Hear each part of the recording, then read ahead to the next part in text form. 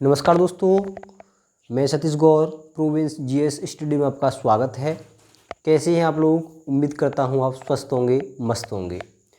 UP SSC PAT exam को ध्यान में रखते हुए आज हम आप लोगों को मौलिक अधिकार भाग 3 के कुछ महत्वपूर्ण पॉइंटों के बारे में चर्चा होगी, जो कि चर्चा होनी भी चाहिए। ये एक ऐसी क्वेश्चंस हैं या एक ऐसा पार्ट है जो एग्ज़ाम के पॉइंट ऑफ व्यू से काफ़ी इम्पोर्टेंट है और इनसे प्रीवियस क्वेश्चंस बनते रहे हैं और आगे भी बनते ही रहेंगे, क्योंकि ये जो टॉपिक है जो एग्जामिनर होते हैं उनके जो मोस्ट इम्पॉर्टेंट या उनके लिए कहें कि एक ऐसा चैप्टर है, इनसे क्वेश्चन बनता ही बनता है।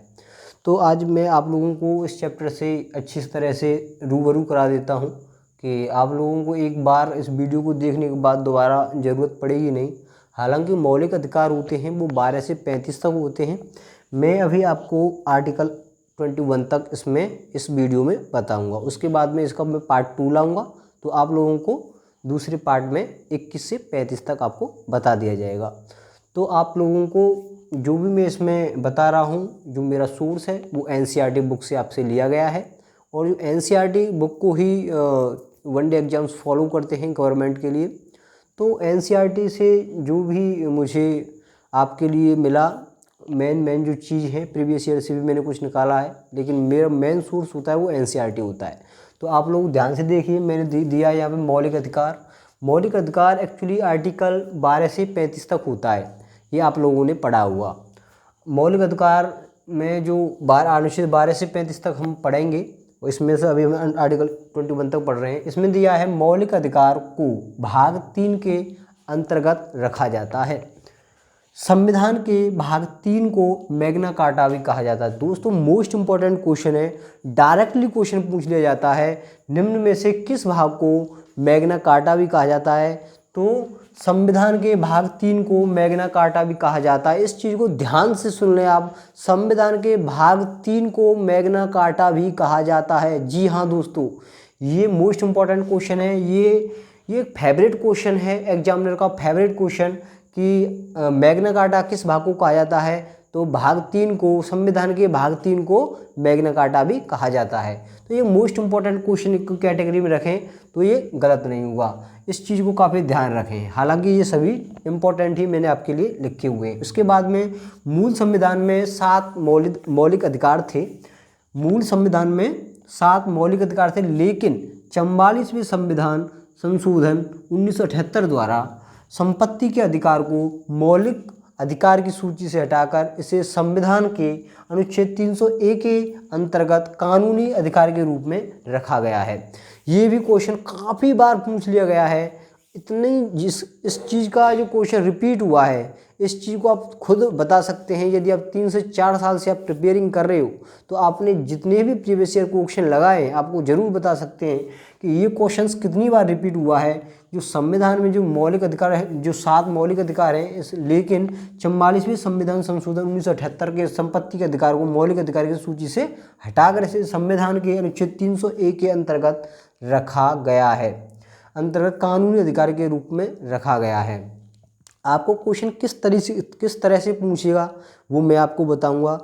अगर आप लोगों को क्वेश्चंस, हालांकि आपको जो एग्जामिनर है फंसाने की कोशिश करता है, इसमें क्वेश्चन आपको पूछ लिया जाएगा कि किस ऐसा कौन सा भाग है और जिसमें संपत्ति के अधिकार को मूल अधिकार से हटाकर रख दिया गया है। तो कौन सा संशोधन में, ये क्वेश्चन आएगा कि कौन से संशोधन में मूल अधिकार को संपत्ति के अधिकार में बदल दिया गया है। तो हम बोल देंगे 44वें संविधान संशोधन 1978 द्वारा संपत्ति के अधिकार को मूल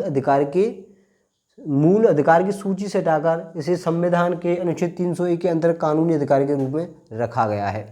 तो ये मोस्ट इंपॉर्टेंट है, ये आपको मेन है। अनुच्छेद 301 क्वेश्चन ये भी है कि अनुच्छेद 300A के अंतर्गत कानूनी अधिकार के रूप में से रख दिया गया है। पहले ये मौलिक अधिकार था, हमारा जो संपत्ति का अधिकार है अपना मौलिक अधिकार था, लेकिन इसके जो संविधान जो हमारा संशोधन हुआ 44वें संविधान संशोधन 1978 के द्वारा इसे संपत्ति के अधिकार को मौलिक अधिकार की सूची से हटा दिया गया। पहले ये मौलिक अधिकार था, लेकिन अब इसे मौलिक अधिकार की सूची से बिल्कुल हटा दिया गया है।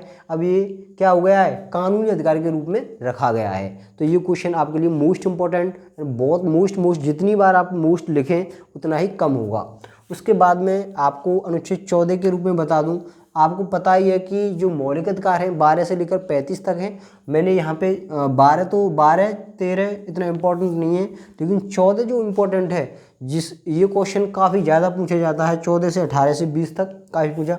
आर्टिकल अनुच्छेद 14 विधि के समक्ष समानता। देखो समता क्वेश्चन आपको पूछा जाएगा कि आर्टिकल में क्या है, आर्टिकल 14 किस चीज़ को दर्शाता है, तो हम आपको बताएंगे आर्टिकल 14 विधि के समक्ष क्षमता, या मैं ये कहूँ विधि होता है कानून, कानून के समक्ष समता का अधिकार। मतलब इसका ये है कि हमारा संविधान में सभी को कानूनी रूप से समानता का अधिकार दिया गया है।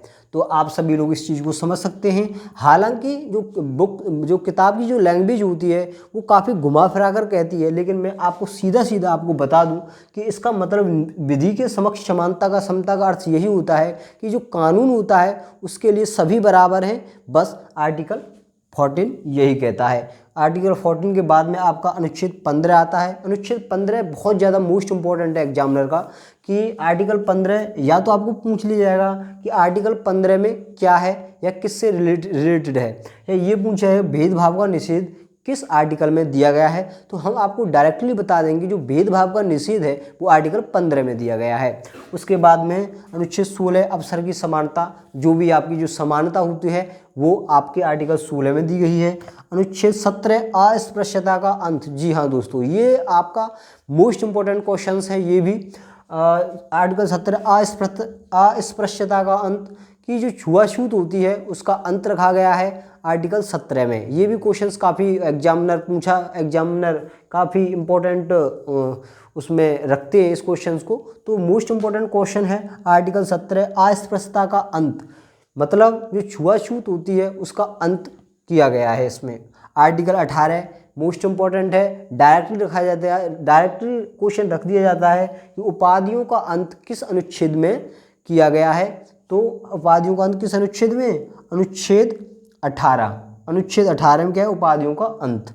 उसके बाद में अनुच्छेद 19, इसमें बोलने का अधिकार, स्वतंत्रता का अधिकार, बोलने का अधिकार है, हमें बोलने की स्वतंत्रता दी गई है। किस में, अनुच्छेद 19 में बोलने का अधिकार या हमें स्वतंत्रता, बोलने की स्वतंत्रता प्राप्त है। तो आर्टिकल 19 भी आप लोगों को बहुत इंपॉर्टेंट पूछा जाता है। उसके बाद में अनुच्छेद 20 अपराध के लिए दोष सिद्धि। देखो जो कानून के दायरे में सभी भारत के निवासी भारतीय बराबर हैं, विधि के समक्ष क्षमता के बारे में मैंने आपको बताया भी था। तो इसमें जैसे कोई दोष होता है तो उसको पहले सिद्ध करो, तो इसमें यही है दोष, अपराध के लिए दोष सिद्ध का संरक्षण। जो किसी ने अपराध किया है उसको दोषी सिद्ध करें, उसके बाद में उसे दंड दिया जाएगा। अनुच्छेद 21 दैहिक स्वतंत्रता, ये मोस्ट इंपॉर्टेंट क्वेश्चन है।